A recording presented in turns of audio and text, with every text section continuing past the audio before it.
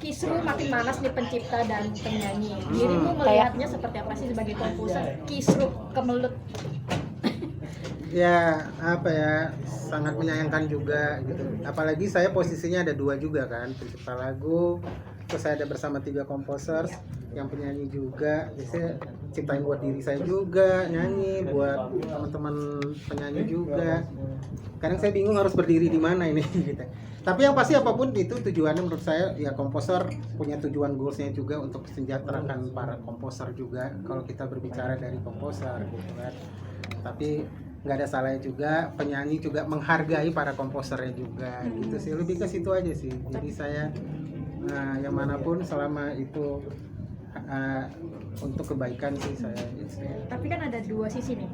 Ada silakan bernyanyi tanpa melakukan izin sepuas hati. Ada Betul. yang Ada yang izin, lo harus bayar izin ya. Ini gimana nih?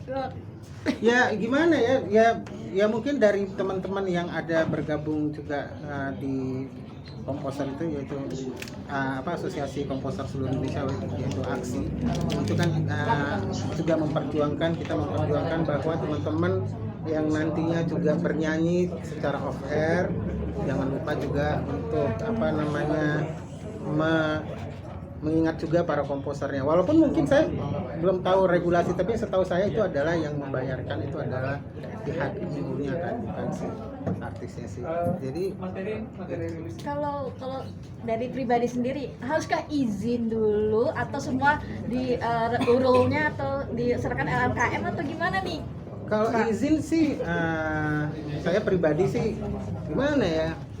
Saya juga bingung sih, saya belum menentukan ini. Tapi yang pasti saya memang orangnya, selagi saya itu tidak menitik beratkan. Contoh nih, saya buat lagu untuk Jirayut, ya, single dia terakhir.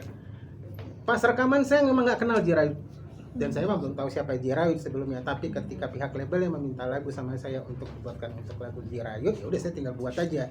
Which is habis itu dia rekaman, saya nggak tahu dia sama siapa rekamannya, yang musiknya sama siapa. Pertanggung jawab saya adalah membuat lagu, dan saya nggak tahu belum pernah kenalan. Nah akhirnya saya ketemu Jirayut itu ketika Jirayut nge-MC ulang tahunnya Abang L gitu, anaknya Lesti sama Bilar. Ya udah saya ya kayak biasa aja, Jirayut, saya tentu Syafiq gitu yang buat, oh ya gitu, Mas Syafiq gitu ya. Jadi maksudnya saya ya gitulah ya, maksudnya kita juga sebagai komposer jangan terlalu ego juga untuk berkenalan sama penyanyi gitu, karena mungkin waktunya juga kan, waktu dia rekaman saya nggak bisa ataupun ini. Jadi saya sih nggak ada masalah lah ya kalau pemain lagu saya pun dibawakan.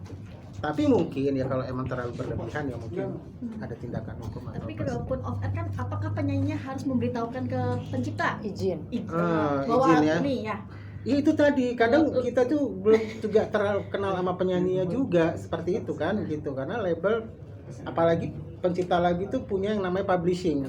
Jadi dia tinggal bisa minta ke publishing gitu, ada lagunya Tengku Syafiq, nanti publishing ke saya, tinggal bilang tolong buatin lagu untuk penyanyi si A, artis si A gitu. Jadi kalau pemain sampai ini akhirnya saya tidak berkenalan juga gitu ya mungkin gimana juga tiba-tiba saya somasi itu orang kan, ataupun saya ini kan nggak mungkin juga ya menurut saya gitu.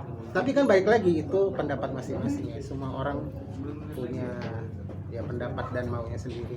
Sedih nggak sih Bang, artinya menyayangkan ya penyanyi pencipta ya justru ya itu makanya balik saya bilang saya sangat menyayangkan, karena bagaimanapun penyanyi butuh pencipta lagu butuh penyanyi ya kan. Walaupun akhirnya sekarang mungkin akhirnya pencipta lagu bisa buat lagu, bisa nanti akhirnya jadi instrumental gitu, tapi penyanyi kasihan kan yang nggak bisa menciptakan lagu. Cuman ya kita sama-sama yang ada di industri musik Indonesia ini, yuklah bareng-bareng lagi ya, jangan terpecah belah, karena ya memang kita ya saling membutuhkan menurut versi saya ya. Tapi Syafiq gini, kalau ini kan saling berkesinambungan lah ya, satu sama lain pastinya. Tidak ada yang salah ya. Betul. Undang-undangnya salah gak sih menurutmu? Atau harus direvisi? Iya. Lebih detail lagi. Sampai teman-teman gugat ke MK juga kan? Iya ya itu tadi semuanya harus duduk bareng sih saya bilang ya, dari stakeholder dan juga pemerintah, pencipta lagu, karena ayolah kita bareng-bareng ini enaknya kayak gimana gitu ya. Keresahan ini juga timbul kenapa? Ya karena itu tadi ada pihak-pihak mungkin yang nggak bisa saya sebut ya, istilahnya menurut kami yang sebagai pencipta lagu mungkin sedikit bertanya-tanya ini kemana ininya gitu, kenapa bisa dapatnya segini gitu. Saya juga kadang-kadang kalau melihat dari LMK kok cuma segini ya gitu, tapi mau Gede gimana berapa? kan? Jangan. Kan ada yang dapat puluhan ribu, ratusan ribu. Kalau Safik sendiri gimana sih? Ya lumayan lah, ya lumayan. Cuman kan lumayan setelah kasus ini ya agak lumayan. Oh berarti bener ya, artinya dulu ketika kasus ini belum viral ada impactnya. Ada impactnya sih. Cukup Jadi signifikan sekarang lah pendapatannya. mereka lebih aware. Gitu. Tapi memang benar nggak sih pencipta lagu tuh hidupnya sesusah itu? Iya, sesusah itu ya balik lagi ya gitu. Karena mungkin ya pencipta lagu kan bukan yang sebuah maksudnya dia bekerja yang ada bulanannya gitu kan, ada setiap lagu booming gitu kan gitu. Dan masa booming kan juga ada masanya, dan masa penyanyi juga ada masanya gitu kan. Masanya udah turun, ada penyanyi baru ya dia nggak dapet. Nah itu ya it's a life lah menurut saya. Secara apapun itu kalimatnya kayak cuma segitu ya, itu kan cara balik lagi pencipta lagu bagaimana individu memanage kehidupan dan keuangannya.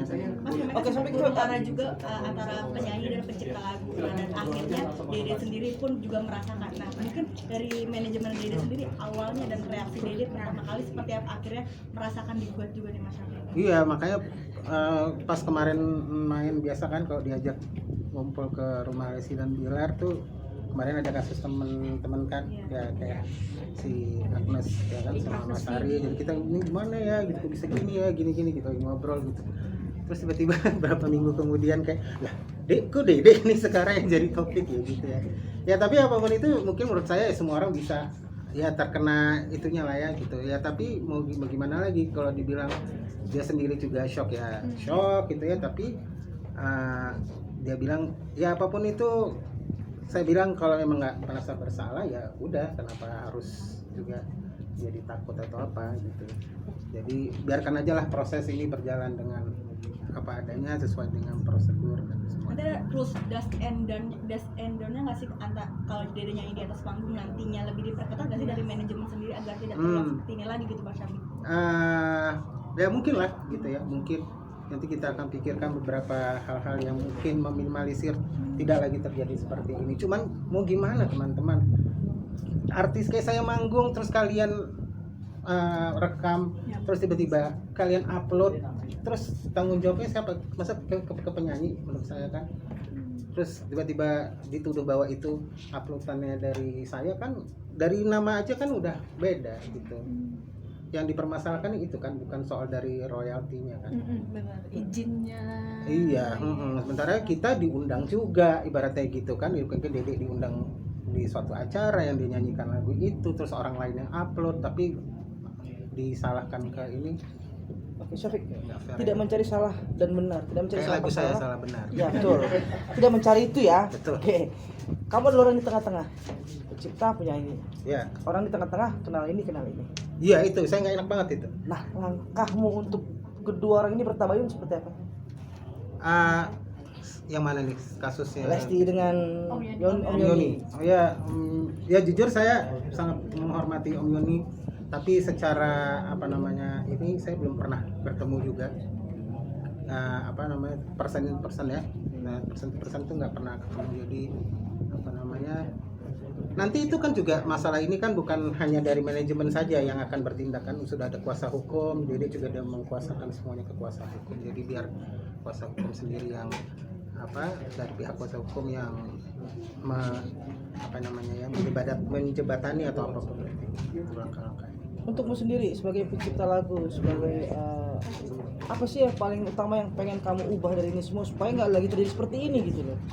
Aduh, sistem sih, sistem yang benar gitu ya, itu penting karena semua menurut saya sendiri aja bekerja aja punya sistem sendiri ya kan. Saya harus buat lagu, saya harus workshop sama penyanyinya kapan, saya harus ini, semuanya ada sistemnya. Jadi itu yang perlu, sistemnya dan regulasinya yang benar gitu, dan memang benar gitu. Ketika memang CEO memang memberikan fee yang dimintakan itu ya memang benar gitu. Itu aja sih.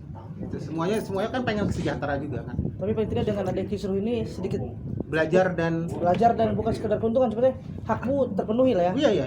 Sekarang udah mulai semua naik ya? kejadiannya, hak sudah agak naik. Ada mungkin ketakutan Dede atau bunda-bulanan Dede nggak sih saat mau manggung atau mau show, kayak sempet brainstorming dulu ke Bang Syafiq kayak Bang ini kayak gitu harus gimana nih, harus Oh, ada iya. kesalahan lagi pas ada Ya so far sih memang kalau sejauh ini kan Dede itu